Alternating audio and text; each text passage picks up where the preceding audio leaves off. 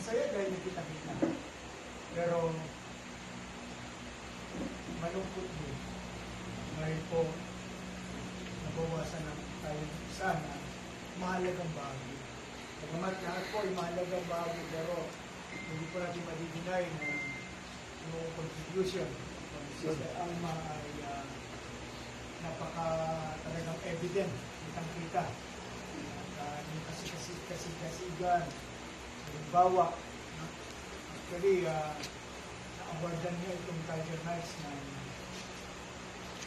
fastest growing chapter. So, sa Iglap, sabi niya, ang buhay ay hindi natin alam. As we mourn, sa pagpanaw ni Sis Alma, I would like to share something. So, kung magbahagi sa inyo ng ilang bagay na makakatulong sa atin, maalala natin yung pangako ng Diyos sa atin. Alam ko kasi ang tao, masyado tayong busy sa araw-araw na ginagawa natin. Trabaho, pamilya, mga nagkakabulahan natin bagay, pinatutuwaan natin bagay.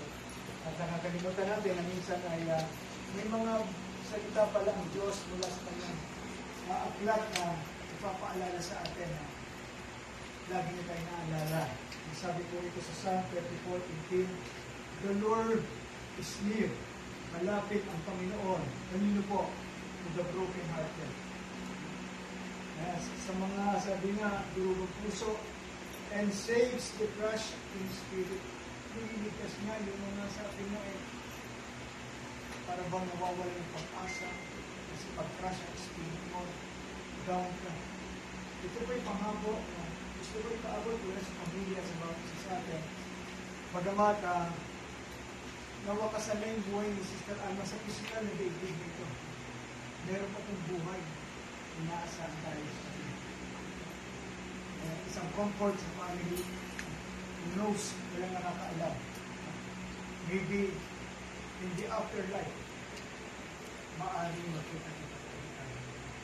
Hindi nga yun sa panahon nito, sa susunod na panahon. At nais ko rin na makasumpong kami ng kalakasan sa ita ng Panginoon Kristo. Sabi niya, ako ang pagkabuhay ng muli. Sabi yan sa John 11:25, 1:7-5. Ako ang pagkabuhay ng muli. At inulit ito, sabi niya, ako ang buhay. And the life. At ako ang buhay. Doon sa mga taong naniniwala sa akin, sabi niya, makakasumpong ng buhay. Ito pinangako ng buhay nito ay masusumpungan ng mga naniniwala sa atin. Even though they die, kahit na sila ay namatay. Masira man itong physical na katawan natin, alam natin ito wakasan. Pero sabi nga, pwede pa kong babuhin sa spirito.